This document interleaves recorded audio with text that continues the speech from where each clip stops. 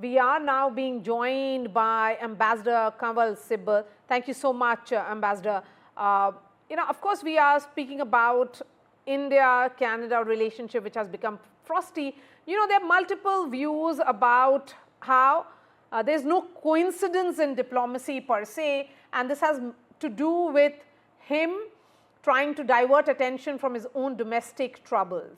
And this is also coming at a time when he's also enjoying full backing of the Americans. Well, actually, if you go back to when the problem started, it was when he made a visit to India a few years ago. And it was clear that he had not come for any serious discussions with the government of India. It was actually to ensure that the Sikh vote could be consolidated behind him. So his main purpose was to visit Punjab. And then, as you know, some problems happened at the reception that was organized in New Delhi.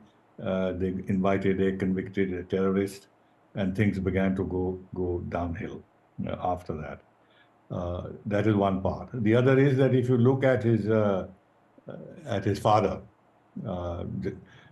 Pierre Trudeau, he in fact depended a great deal and a tremendous soft corner for the Sikh lobby in Canada. In fact, he had opened the doors for Sikh migration in a big way. And when we were telling him about the terrorist activity that was going on, that Parmar was a terrorist and was planning something.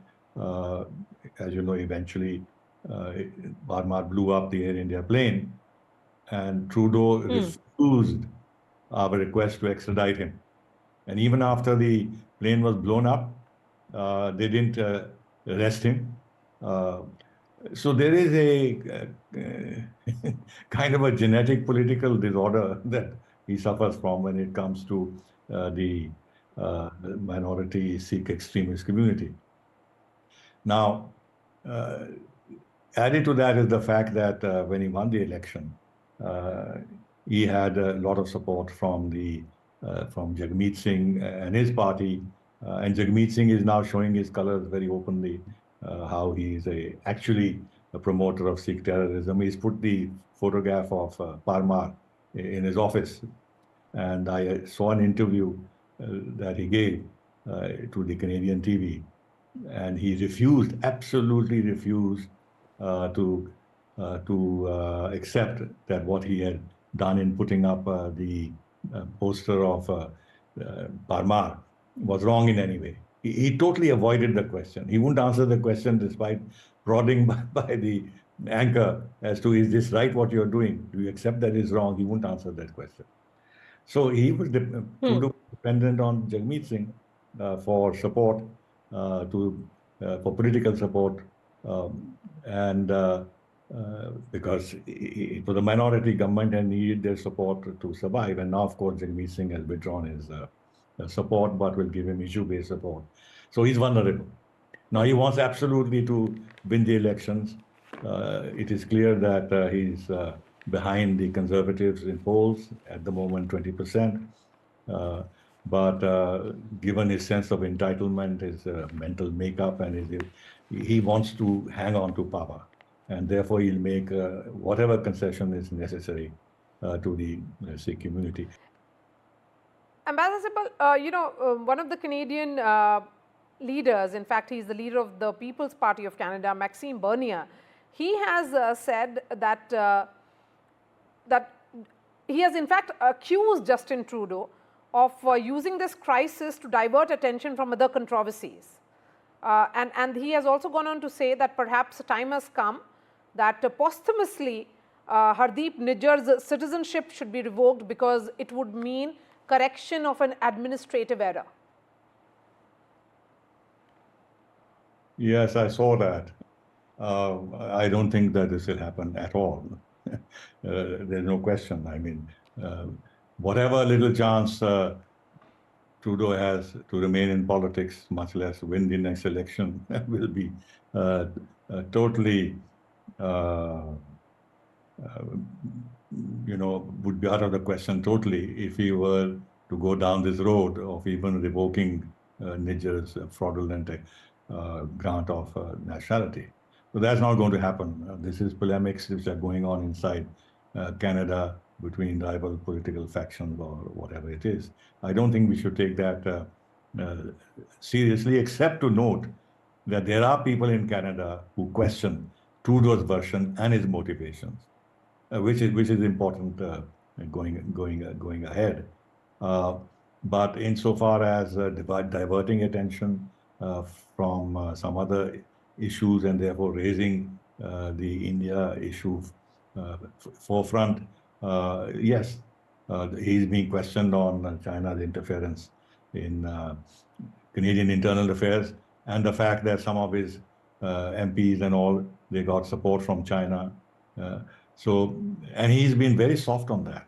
In fact, I saw somewhere when he was confronted with Chinese activities, he said that this is what all countries do. But when it comes to India, he's done, to my mind, a totally unforgivable thing, which is totally absurd, preposterous, that the kingpin of all this was our High Commissioner in Canada. It's ridiculous. And if he seriously believes that, and if the RCMP actually believes this, then they're not worth their salt. It's a political organization. It is linked to the Khalistani extremist terrorists. It is not a serious investigative organization if they have come to this conclusion in any way. Now, with regard to intelligence and this and that they were gathering intelligence. Of course, they were gathering information. Now he's mixing up intelligence and information, making information look sinister.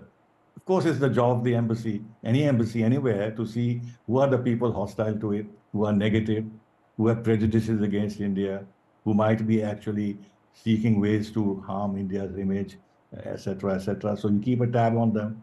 And so you have local resources and you try and find out who these people are so as to know what is happening on the ground. This is normal political work.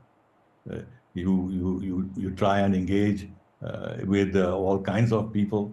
And then, of course, in this case, this information might have been relevant if he wanted to revoke the OIC cards of those people who are very active in seeking death for our High Commissioner and for our Prime Minister, and burning his effigies and shoe slapping his effigies, etc., etc., and of course glorifying the assassination of Mrs. Gandhi. So the mission has to keep a tab on all this because there are dangers to our own security in India, and we have to know who these people are. There's nothing wrong with that.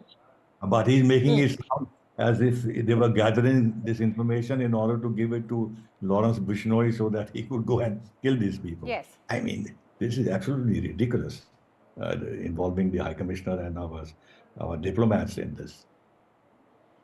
All right. Ambassador Sibal, thank you so much for speaking to NDTV and sharing your thoughts here.